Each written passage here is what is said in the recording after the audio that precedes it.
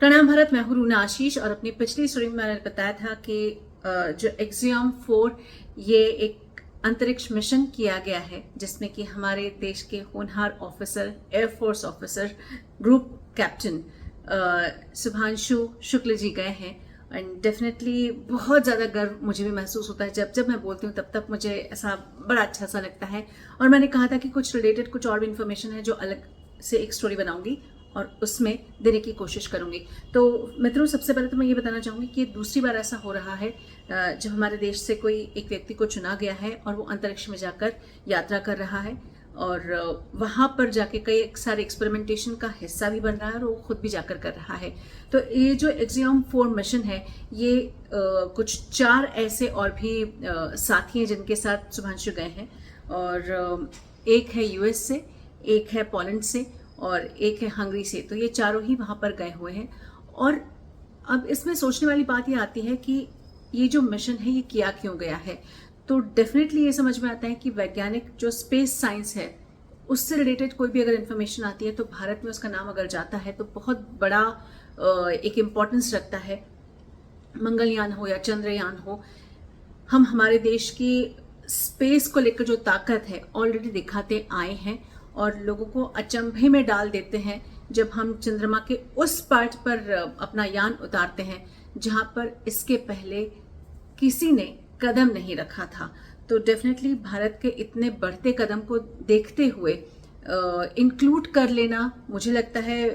दूसरे देशवासियों के लिए भी एक अच्छा कदम है जो उन्होंने उठाया है। इसके अलावा आप जानते हो कि जो ग्रुप कैप्टन शुभांशु गए हुए हैं वो किस तरीके से क्या होने वाला है। तो मित्रों, ये 14 दिन का ये एक प्रवास है जिसमें वो अंतरिक्ष में जाकर चक्कर लगाने वाले हैं और 500 करोड़ रुपए का इसरो ने इसमें इन्वेस्ट किया है ताकि शुभांशु जी की पूरी ट्रेनिंग हो सके, जिसमें कि अनोखी परिस्थितियों में अपने जीवन को कैसे जीना है, दिनचर्या को कैसे चलाना है, किस बात का ध्यान रखना है, खाना कैसे खाना है, या अपने मेंटल बैलेंस को कैसे रखना है, या फिर आप अपने चूंकि अंतरिक्ष है कई बार चीज़ें समझ में नहीं भी आती होंगी, पृथ्वी तो है नहीं, तो कैसे अपने आप को मेंटली फिजिकली फिट रखा जाए ताकि अगले 14 दिन तक कहीं कोई प्रॉब्लम ना हो। इन सब की ट्रेनिंग उन्हें दी गई है। डेफिनेटली वो खुद एक ट्रेंड फाइटर पायलट हैं तो बहुत अलग से सिखाने की ज़रूरत नहीं पड़ी होगी, लेकिन अंतरिक्ष है, अंतरिक्ष की लीला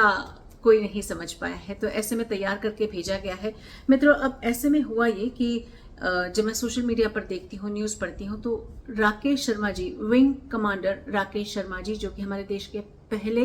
अंतरिक्ष यात्री रहे हैं। 1984 में वो रशिया के साथ कोलैबोरेशन में जब भारत अंतरिक्ष में गया था तब वहाँ पर वो भी थे और तत्कालीन प्रधानमंत्री यानी कि इंदिरा गांधी जी ने उनसे पूछा था कि अंतरिक्ष में ऊपर जाकर आपको भारत कैसा दिखाई देता है। तो वो जब उन्होंने कहा था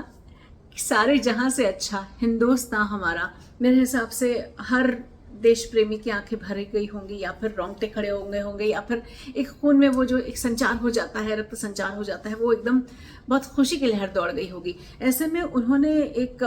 बातचीत भी की है मिनिस्ट्री ऑफ डिफेंस के साथ और कुछ एक बातों का बहुत ध्यान रखा गया है। राकेश शर्मा भी जो गए थे वो 18 महीने की उनकी प्रॉपर ट्रेनिंग हुई थी और 8 दिनों का मिशन था, जबकि ये वाला जो मिशन है एक्सियम 4 का, ये 14 दिनों का मिशन होने वाला है। राकेश जी बताते हैं कि जब ऊपर से वो भारत को देख रहे थे तो बहुत अलग अलग सी भावनाएं उनके दिल में चल रही थी कि हमारे देश में कितनी सारी विविधताएं हैं, इतनी लंबी कोस्टल लाइन है, इतनी समुद्र तट हमारा कितना बड़ा है, वहीं पर अलग अलग तरीके के घाट भी हैं, ट्रॉपिकल फॉरेस्ट्स भी हैं और माउंटेन्स भी हैं। माउंटेन्स भी कैसे, तो हिमालय जैसे, और देखा जाए तो बहुत अलग अलग टेक्सचर सा नजर आता है, बहुत अलग अलग रंग मुझे दिखाई दे रहे थे जब मैं अपने भारत की तरफ देख रहा था और मैं देखे जा रहा था। मुझे भी ऐसा लगता है कि कभी अगर ऐसा हुआ कि मैं अंतरिक्ष में पहुंच गई और मैंने अपने भारत को देखा तो शायद मैं उसकी खूबसूरती निहारते ही रह जाऊंगी और मेरा ध्यान शायद अंतरिक्ष के मिशन पे हो ही ना, मैं अपने देश को ही देखती रह जाऊं। बट जोक्स अपार्ट, ये भी उन्होंने बताया कि कैसे होता है ना कि दिन में एक सूर्योदय देखते हैं फिर सूर्यास्त देखते हैं, लेकिन ये लोग हमेशा अलग अलग जगह पर एक चक्कर लगाते रहते हैं, भ्रमण पर रहते हैं,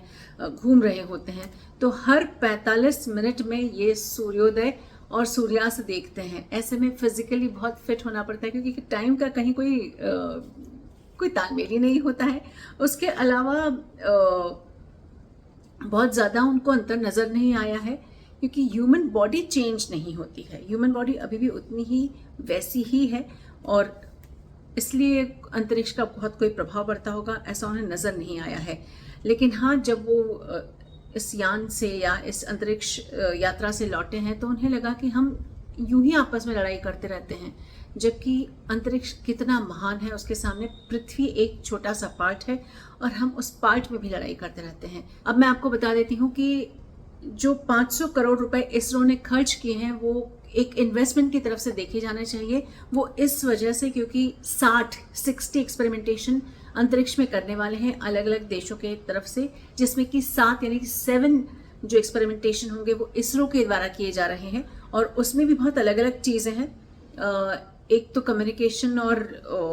डिफेंस एक बहुत कॉमन पॉइंट दिखाई देता है मुझको। उसके अलावा भी जब मैं पढ़ती हूँ तो जो 7 अलग अलग एक्सपेरिमेंटेशन है उसमें है माइक्रो एल्गी को स्पेस में उगाने की कोशिश की जाएगी, फिर स्पेस में मसल लॉस का अध्ययन किया जाएगा, बीजों का विकास किया जाएगा, कंप्यूटर स्क्रीन के क्या प्रभाव होते हैं अंतरिक्ष में वो देखा जाएगा, और टार्डीग्रेड जैसे जीवों को स्पेस में कैसे वो जीता है इस बात में ध्यान दिया जाएगा। टार्डीग्रेड जो एक एनिमल है वो ऐसा एनिमल है कि वो उसको ठंडे से ठंडे जगह पर रख दो, उसके ऊपर गोलियां चला दो, उसको फ्रीजर में रख दो 30 साल तक, लेकिन वो जो एक प्राणी है वो जीवित ही रहता है। अब ये टार्डीग्रेड नाम की जो प्राणी है, अगर अंतरिक्ष में जाकर इन पर कोई प्रभाव पड़ता है या नहीं पड़ता है, जो भी अध्ययन आता है, जब वो भारत में आते हैं तो हो सकता है ये डिसीजन लिया जाएगा कि क्या ऐसा हुआ कि ये जीवित हैं, क्या ऐसा कोई क्रोमोसोम है या कोई ऐसा पदार्थ है जिसको हम कल्टिवेट करें और वो हमारे देश में होने वाली अनगिनत बीमारियों के लिए कोई उपचार का साधन बनकर लोगों के सामने आ जाए। तो इतने सारे एक्सपेरिमेंटेशन होने वाले हैं। 14 दिनों तक जो शुभांशु जी हैं वो अंतरिक्ष में ही भ्रमण करने वाले हैं, और इस बात पे ऑल द बेस्ट भी बनता है और उनको बहुत सारे विशेष भी देने का मौका बन जाता है। अब आप बताइए इस पूरी रीडिंग के बारे में क्या आपका कोई कमेंट है, क्या आपको भी कुछ लगता है, जरा लिख कर बताइए। प्रणाम भारत, जय हिंद।